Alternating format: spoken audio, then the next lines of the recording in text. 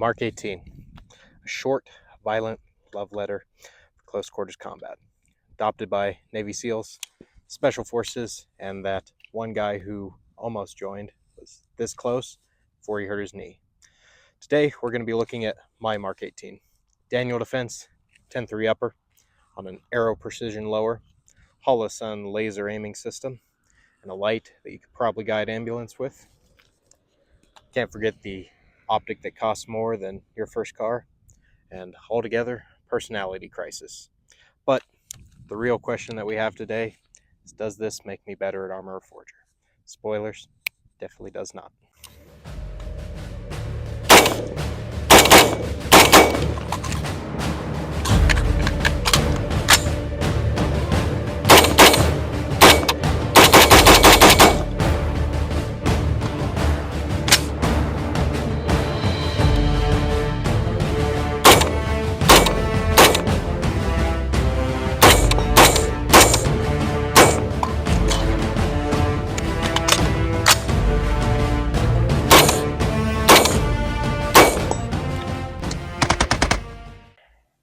Now, for some history on the Mark 18, we have to look at its older brother, the M16.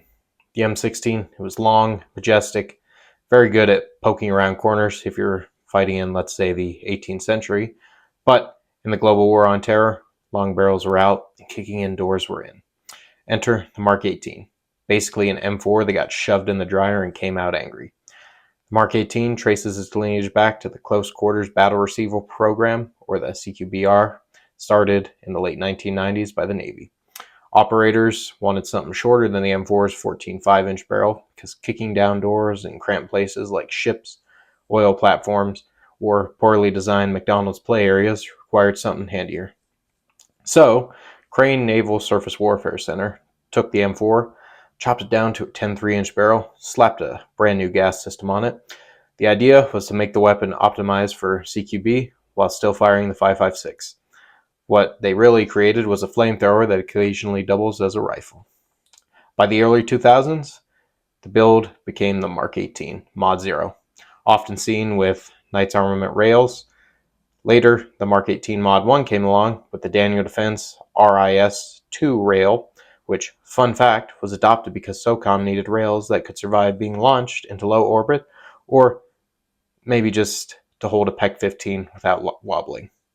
Basically the same thing. Now, let's actually talk about parts, because a rifle is just an expensive way to express your bad decisions. Upper, Daniel Defense 10-3 Mark 18 upper. It's tight, classy, and doesn't complain. It's the upper that shows up to the party with a clean haircut, rocking a 10.3-inch cold hammer forged barrel, meaning you don't have to worry about your barrel turning into melted butter under full auto or FRT fire, as well as a threaded end. You have the ability to run whichever muzzle device you please. Personally, I'm running the Surefire War Comp just for the compensator ability as well as the ability to run Surefire suppressors, which I have an eventual plan for once I pay off my mountain of credit card debt. Lower, Aero Precision lower. Affordable, rock solid, doesn't try to be fancy. It's the roommate who pays rent on time and you just vibe with. But the best part is, it doesn't have Palmetto State Armory engraved on the side of it. Up next, we have the Holosun LS321 Red. Visible laser, IR illuminator. It's like bringing a Swiss Army knife to a gunfight.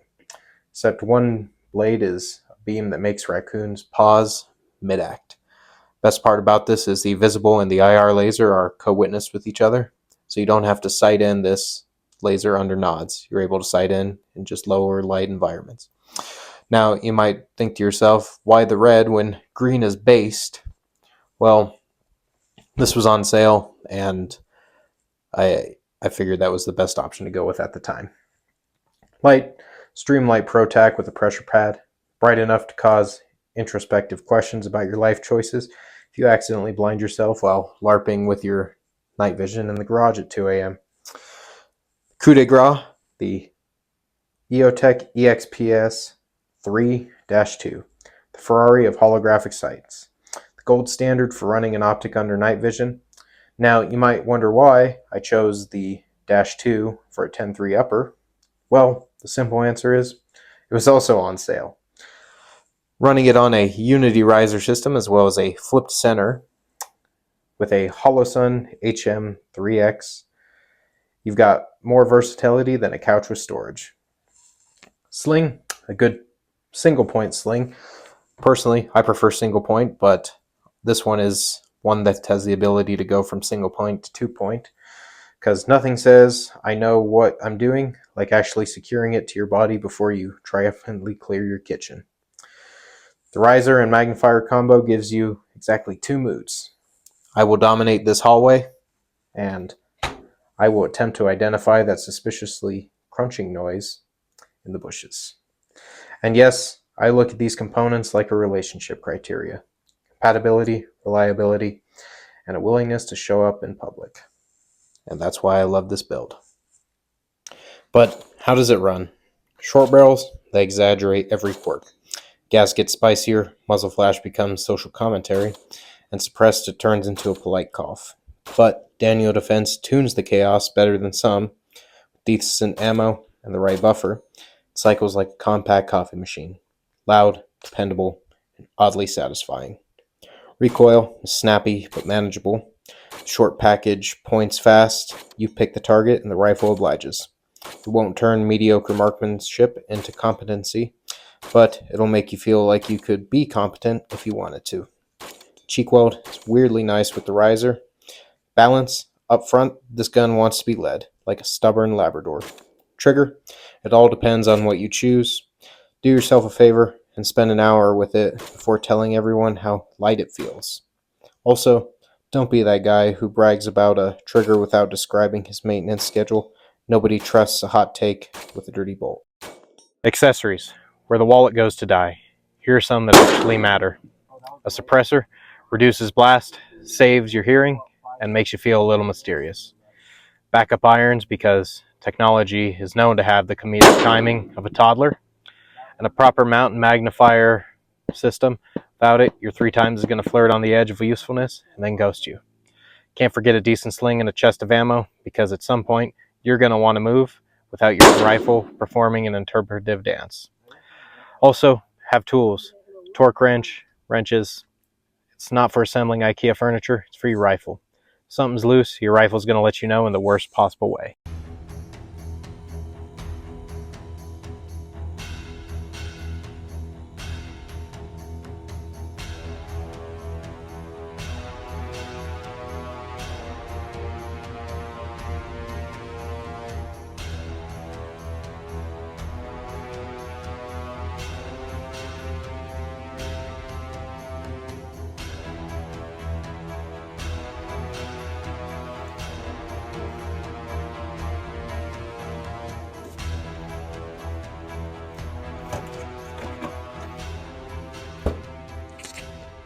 Central, this is Extract Team.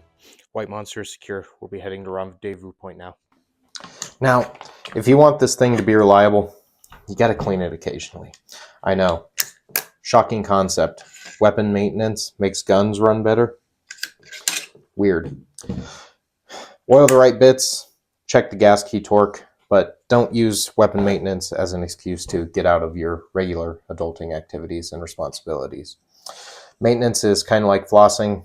Everybody hates it, but pretends to love it afterwards. Also, know your ammo.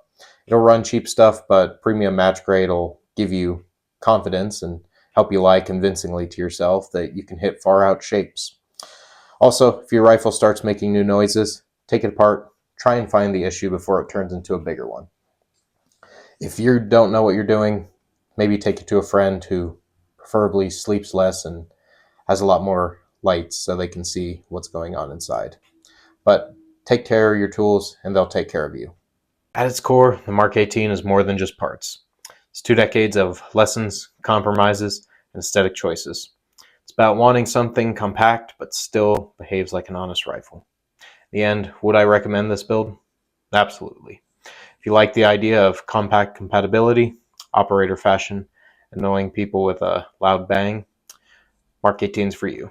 But budget for a suppressor, more ammo than you think is reasonable, chiropractor for the ears, maybe a therapist for your spending habits. My final piece of advice: buy a sling, not just for the function, but because it makes you look like you planned the whole thing. Confidence is half the battle. Thanks for watching. Like, comment, subscribe, or I'll duct tape this PEC 15 to your high point and I'll call it a crossover episode.